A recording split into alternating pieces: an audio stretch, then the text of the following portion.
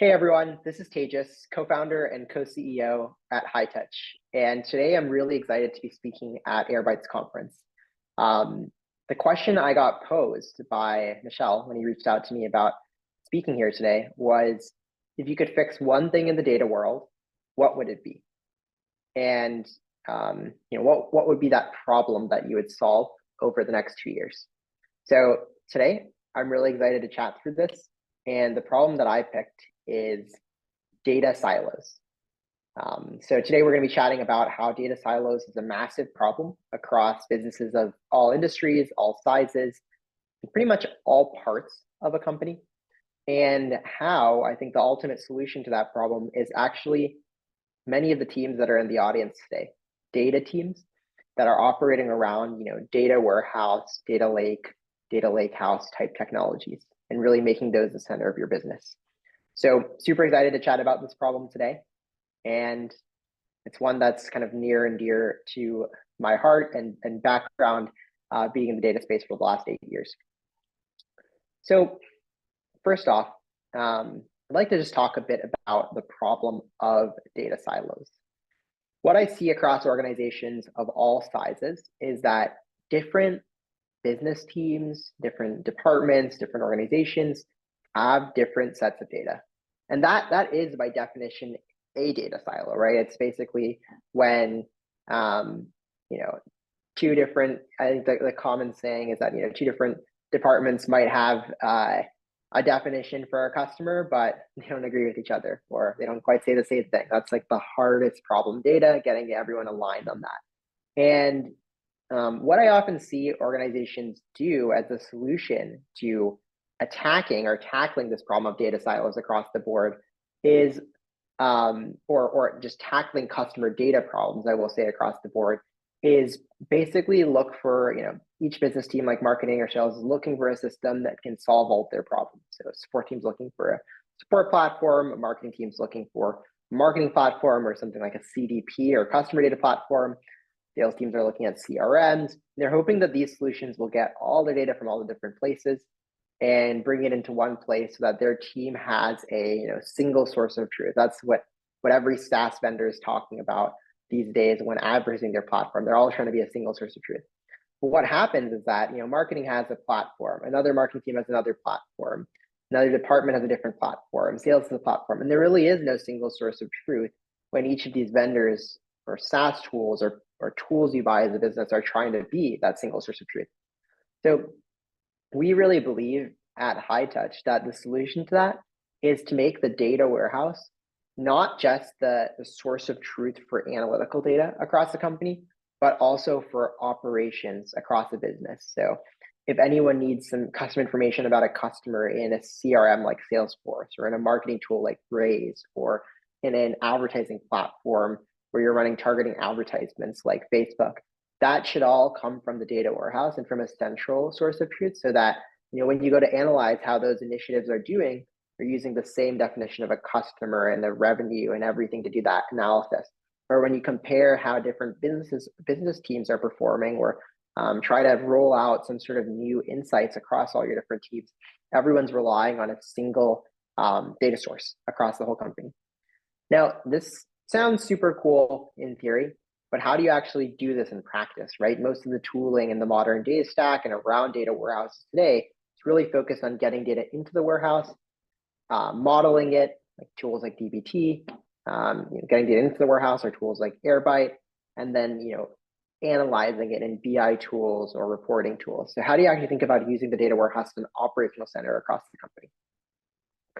Well, that's what we focus on at HighTouch. So at HighTouch, and I guess the best answer to what problem I'm trying to solve across the next 2 years is probably the problem I'm working on in my startup.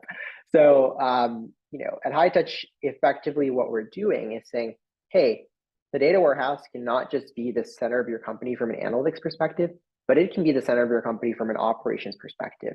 And we initially rolled this out to the market through a product called Reverse ETL.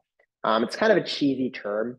A lot of you have probably heard of it, but a few years ago, pretty much no one had heard of it. When I Googled Reverse ETL a few years ago and we were thinking about whether to lean into the term, I saw the top result was a an article on Stack Overflow asking how to reverse engineer messy ETL pipelines. So it's truly a new term. And reverse ETL is a simple idea. ETL is usually putting data into the warehouse. Reverse ETL is taking data from the warehouse, bringing it to business systems and operational workflows like Salesforce, Facebook ads, all those sort of things, so that you can actually activate that data, do stuff with it, run automations, change the way you're prioritizing your leads as a salesperson, or running ads as a marketer, or running financial, like closing out the books as a finance person. And we started with that problem of like, how do you activate data from the warehouse? You can see that here as this activation box. That's really where reverse ETL sits. But since then, we've realized that there's other problems across the data warehouse that really impact a company's ability to use the data warehouse as their operational center across the company, and to eliminate these different business data silos that exist in different parts of the business, or exist in different ways people are using data. Those problems include things like identity resolution or entity resolution. So actually figuring out what is the definition of a customer across all my different business units. Without that, it's super hard to not have silos. If you just think about it, that's the definition of a silo. As well as things like event collection. I mean, a lot of companies are employing tools like Google Analytics, or using Amplitude in this part of the business, and Google Analytics in another part of the business, and then another team's using Adobe Analytics. This all leads to data silos. I think it's super important to have strong, rich analytical data, like first-party analytical data about how your customers are using your website or product or mobile app, all in the warehouse, collected in a centralized, managed in a centralized way across all parts of the business, instead of living in all these different, point solutions in the analytics space. So really what we've evolved Hightouch from is originally a company that just helped activate data from the warehouse, to a full-on customer data platform around the data warehouse. So it's one that can sit directly on your Snowflake or Databricks or BigQuery. And what I realized was that these platforms that different business teams were buying, like CDPs and CRMs and stuff like that, were really not one problem. There are a multitude of problems, from collecting data to identity to activating data, to using data for advertising and enriching it. And that what the market needed was something called a composable CDP, where you can buy each of these features of a wider CDP platform as independent products. So we're really, really excited about this. It's kind of a way to tackle data silos in an organization. Now, if I were to say that technology is the only solution, is the only thing you need to do, like, to tackle data silos, I would be lying. From personal experience, as well as I'm sure your all's personal experience, just having dealt with these data problems across the company. Half the battle is tech. The other half the battle is actually, analytics enablement, data enablement, business culture, implementing the right processes and frameworks for the company to actually benefit from this technology. And that's true for any problem in data. It's true for self-service BI. It's true for fighting data silos. It's true for creating an analytics engineering culture across your company, and not bottlenecking everything on data engineering. And to really fight data silos, there are a couple cultural changes that businesses need to go through. So first and foremost, companies must kind of respect their data and have a true strategy for how they're going to handle data. If one team is doing one thing and the other team is doing another thing, that's not going to work. Even if you have a central data warehouse, companies need to have a data team, or that comes up with really a strategy for how they're going to manage first-party data across the company. It also needs careful management, right? So there's all these sorts of issues like privacy and consent and stuff like that. And if you're not thinking about that strategically in a centralized way, it just doesn't work. You're always going to have data silos. The second thing I would say is that data teams really need to step up as the owners of data.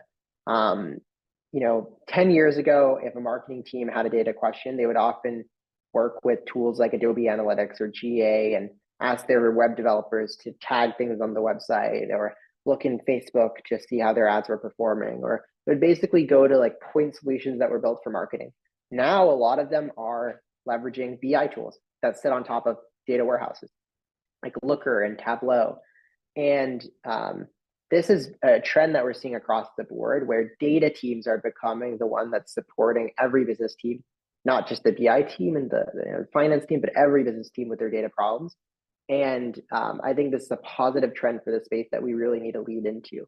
And that means data people need to be interested in learning deeply about these business functions like marketing, advertising, sales, et cetera, so they can really be good partners for those functions and allow the analytics work and the activation work that they're doing to be tied back to central strategy.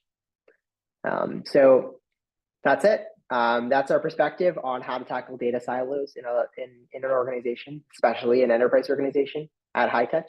If you're interested in learning more about data silos, composable CVPs, reverse ETL, really all the topics I talked about today, feel free to go to hightouch.com. Or you can also just email me directly at tejas, so TEJAS, at hightouch.com. Another thing I just plug is the composability of the solutions. The nice part about this architecture of sitting on top of the data warehouse is that you don't have to adopt all of this stuff at once to really fight data silos in your organization. If you have an activation problem, you can adopt that. If you have an identity problem, you can adopt that. And that is, I think, a strategy that actually works for fighting data silos. We can do things incrementally versus a lot of companies that are trying to build one big platform that operates in a more like tops down way. So thank you all.